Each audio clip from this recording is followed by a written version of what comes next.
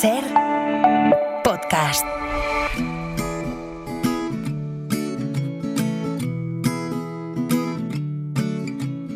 I can't look at the rocket launch, the trophy wives of the astronauts, and I won't listen to their words, 'cause I like birds.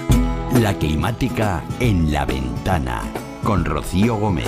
Look at all the people like cows in a herd. Well, I like birds.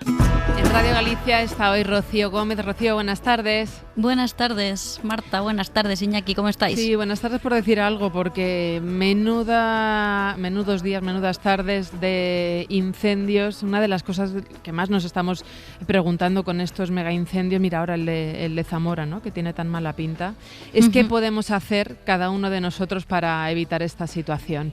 Y una de las respuestas que más se están repitiendo nos la han dado agentes forestales, ¿no?, que es no plantar arizónica, que son un combustible directo por su elevado contenido en resinas, la acumulación de material seco en su interior, todas plantadas en hilera, ¿no?, que provocan un efecto antorcha.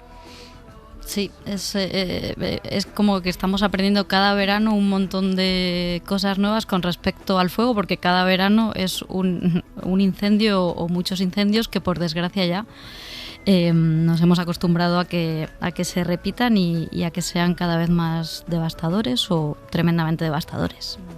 En Climática os habló de esto Martín González, que es bombero forestal gallego, y os contaba ya la rapidez con la que arden este tipo de especies. Vamos a escucharlo. Deberíamos tener muy en cuenta a nivel individual, en todos aquellos entornos rurales o próximos a entornos forestales, unas medidas de autoprotección en nuestras viviendas. Independientemente de las legislaciones que rigen en las diferentes comunidades, es muy importante tener una franja de 50 metros alrededor de estas viviendas donde tengamos la vegetación gestionada, es decir, evitar acumulación de matorral, evitar arbolado denso, especies que arden con cierta facilidad, como pueden ser los pinos, sustituirlos por especies caducifolias, evitar que las copas de esos árboles estén en contacto o proyectadas sobre los tejados de nuestras casas, así como evitar setos y cierres con especies arizónicas, ya que también son muy inflamables.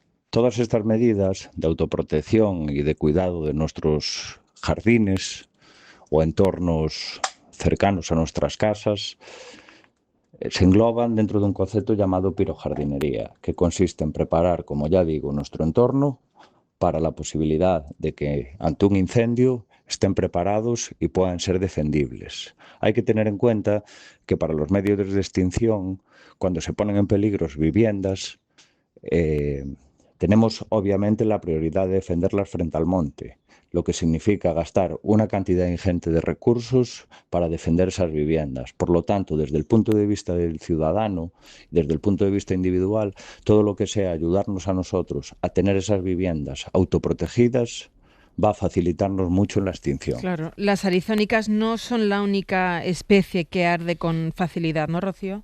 No, hay muchas más y de hecho hoy tenemos a un experto no en arizónicas sino en tipos de plantas más o menos resilientes y que nos pueden ayudar a protegernos no solo de los incendios sino a crear refugios y ecosistemas mucho más sanos. Preséntanoslo. Se llama Joan Evans, si lo pronuncio bien, estoy aquí en Galicia aprendiendo esta X.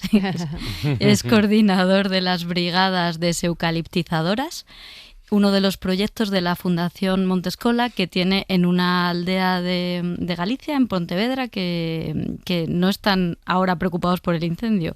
Están durante todo el año, desde hace muchos años, trabajando en ello. Buenas tardes, Joan. Buenas tardes. Hola, Joan, ¿cómo estás? Muy bien. ¿Cómo funcionan estas brigadas? Bueno, pues las brigadas son una iniciativa de voluntariado ambiental que empezó en Galicia precisamente después de unos incendios que hubo a finales de 2017 que afectaron sobre todo al sur de Pontevedra, Vigo, Pontevedra ciudad, y que lo que hacen es juntar, digamos, a todas esas personas que ahora ya son más de 1.500 que están dispuestas a echarse al monte para ayudar durante todo el año a eliminar especies invasoras, especies pirófitas y recuperar el bosque autóctono con aquellas comunidades que tienen terrenos donde quieren ver ese cambio. Una de estas especies pirófitas son los eucaliptos, hay los eucaliptos en Galicia, ¿no?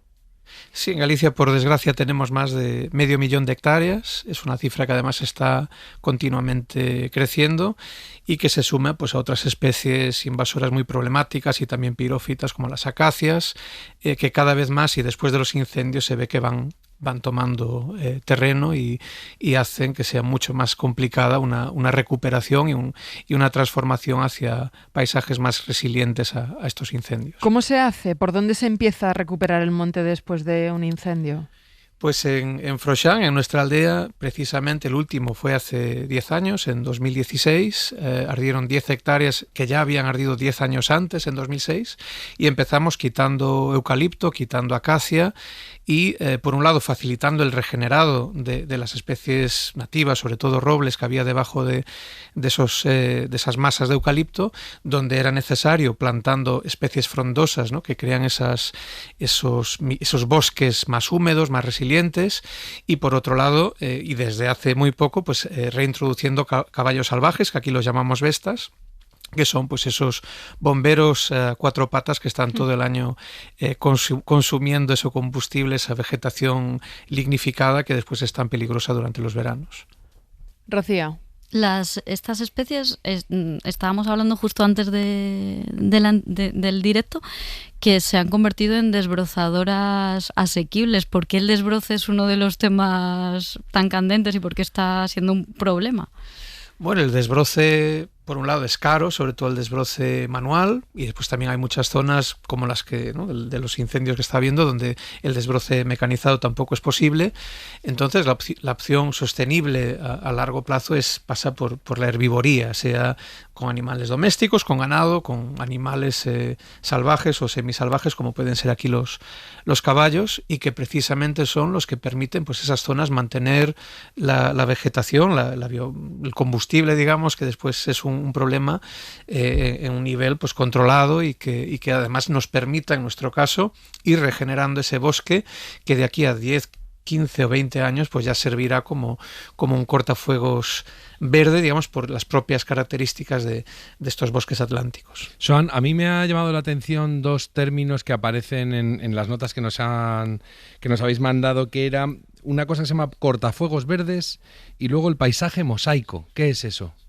Bueno, el paisaje mosaico es realmente el paisaje tradicional antes, ¿no?, del abandono y del declive demográfico, donde teníamos pues esa transición entre núcleos, zonas de cultivos, zonas de pastoreo, zonas de vaguadas con dehesas, con bosques de ribera, y eso, digamos, esa riqueza, esa complejidad y esa diversidad se ha ido perdiendo, en nuestro caso, en la costa atlántica de Galicia, básicamente con la eucaliptización que llega hasta los propios núcleos, ¿no? Incluso más allá de esos 50 metros de distancia a los núcleos, donde en teoría no debería haber especies pirófitas. Entonces, paisaje mosaico es recuperar esos usos, recuperar también la multifuncionalidad de los montes y con eso pues hacer paisajes que sean más resilientes. Cortafuegos verdes es, bueno, frente al cortafuegos tradicional, ¿no?, que es un decapado mineral, digamos, para intentar parar el fuego. Ahí se combina tanto infraestructuras existentes como bosques de frondosas que por sus condiciones no es que no puedan arder, pero ralentizan el avance de fuegos, con zonas de pastos, con zonas húmedas, con zonas de bosque de ribera, y esto en conjunto es lo que consigue hacer esos paisajes, digamos, resilientes. No es que sean a prueba de fuegos, pero sí mucho más difíciles, que crean condiciones donde el fuego es más difícil que avance y también son condiciones que permiten apagar esos incendios si llegan a ocurrir, ¿no?, en esos espacios. yo me alegro de saber que existen movimientos ciudadanos como las brigadas deseucaliptizadoras, más de los que me podía imaginar en un principio, ¿no? Hay toda una alianza por la restauración, una coalición formada, pues eso, por colectivos, asociaciones, fundaciones, de la que forma parte nuestro siguiente invitado, Lucas Barrero. Lucas, buenas tardes. Buenas tardes, ¿qué tal estáis? Pues bien, todos pendientes de lo que está pasando en nuestros montes, en nuestros bosques. Ahora mismo te pillamos en mitad de una ecomarcha que se celebra con el lema Incendios nunca más. ¿En qué consiste la ecomarcha?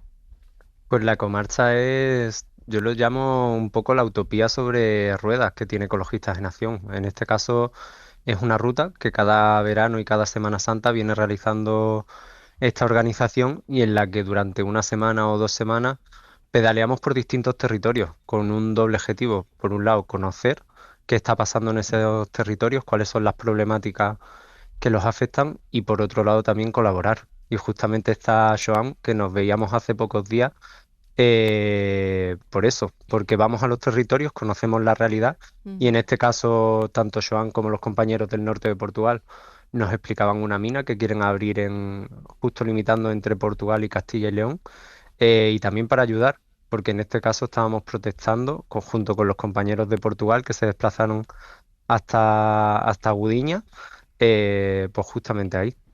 Pues saludaros en antena, ya que lo habéis hecho fuera de ella. ¿Qué tal, Joan? Oye, dale, Rocío. Lucas, estáis recorriendo desde León hasta la cordillera Cantábrica. Cuando termine la ruta, ¿cómo estás viendo el paisaje? Son zonas que el año pasado ardieron y también seguimos con angustia aquellos fuegos. No sé si se nota la tristeza, si los paisajes se recuperan. ¿Qué has visto estos días? ¿Qué habéis visto? Es un mar de emociones tanto por nosotras que vamos pedaleando y al final nos toca esto más de lejos, pero sobre todo las que estamos viendo las personas que habitan estos territorios. Estamos hablando de territorios desde que salimos prácticamente en León, en La Bañeza, en Castro Contrigo, donde nos reunimos con bomberos forestales, en Amezquita, donde justo se incorporó Joan, y hasta bien poco. Ayer estábamos en El Bierzo igual, territorios que fueron arrasados por las llamas. Y lo que vemos en los territorios es desesperación y sensación un poco de abandono, porque la población local lo que ve un año después es que esto va peor y que no ha cambiado nada. Entonces ahí lo que nos estamos encontrando es un poco de desesperanza y de hecho lo que contrasta también un poco es que cuando nos ven llegar se alegran bastante y bueno, la gente sí que está animada en por lo menos dar a conocer cuáles son estas problemáticas, cuáles son estos incendios, cuáles son estos impactos ambientales que afectan a estos territorios bastante olvidados, tendría que decir. ¿Veis a la sociedad más concienciada ante la gravedad y la intensidad de estos incendios de nueva generación, de sexta generación? ¿O cuál es el principal problema? ¿La falta de concienciación, de financiación, de planificación del territorio, o la desinformación? ¿Por dónde tiraría? Al final es un cóctel explosivo. Perdona que me cuele, dale. Joan, pero un poco lo que hemos ido viendo, un cóctel incendiario, me atrevería a decir. Sí. Perdonadme por la referencia, pero es un poco mezcla de todo. Y ya no por parte de la sociedad, porque al final creo que más allá de que haya discrepancias muchas veces, todas tenemos claro en que nuestros bosques están ardiendo, en muchos casos por el modelo que permite que estos montes ardan. Y es decir, el monte está al servicio de unos intereses económicos o en su caso, como no interesa, abandonado. Tenemos esas dos variantes. Entonces, un poco lo que nos hemos ido encontrando es por los territorios gente muy preocupada por la conservación de sus territorios y al final por sus casas, porque estábamos, por ejemplo, el otro día en Las Médulas y Fina en su restaurante nos abría las puertas para decirnos: yo el año pasado salí de aquí huyendo ante el fuego y yo no me quería ir, estaba viendo cómo se estaba quemando lo que debería de ser un patrimonio de la humanidad. Y sin embargo vemos como un año después también nos contaba Javi Galán en Castro Contrigo, un bombero forestal, que los medios son insuficientes, que a mitad de julio las plantillas no están completas. Entonces vemos por un lado como la conciencia sí que está, pero parece que de nuevo las decisiones políticas y los intereses económicos no las acompañan. Lucas. Joan, tú me contabas alguna experiencia, o sea, te quería preguntar por políticas, pero por alguna ilusionante, sí, conocías, y me contabas algunos casos Venga, en Finlandia.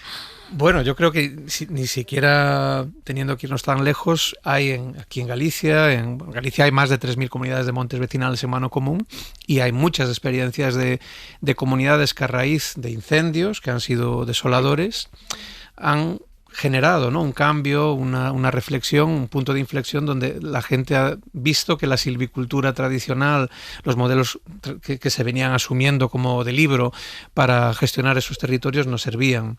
Y a partir de ahí sí que han aparecido modelos muy interesantes que muestran cómo es posible zonas como por las que la ecomarcha pasaba, ¿no? Por Mezquita, por Viana do Bolo, por Vilariño, digamos, paisajes tan desoladores sí que se pueden volver a transformar y como 10, 15 años después esas zonas sí que se pueden convertir en modelos de gestión resiliente frente a cambio climático e incendios forestales. Pues ojalá que, no sé si de esta manera, pero encontremos una fórmula para poder planificar bien y preservar nuestro territorio, porque sin territorio sano no hay nada más. Ahora que tanto se les llena la boca a algunos con la prioridad nacional, pues qué más prioritario que esta, ¿no?, que cuidar nuestro territorio. Lucas Barrero, Joan Evans, muchísimas gracias por este ratito en La Ventana. Muchísimas gracias a vosotras, Marta. Si me permites, únicamente decías al principio que podemos hacer cada una frente a los incendios. Os diría sencillamente hacer activismo. Pues unirnos a estos movimientos como el de Joan, como Ecologistas en Acción, como todos los que tenemos por nuestro territorio, Bierzo Aire Limpio, que también nos ha acompañado, que mucho hacemos. Muchas gracias, Rocío. Fuerte. Un abrazo. Un abrazo, muchísimas gracias a vosotras. Para no perderte ningún episodio, síguenos en la aplicación o la web de la SER, Podium Podcast o tu plataforma de audio favorita.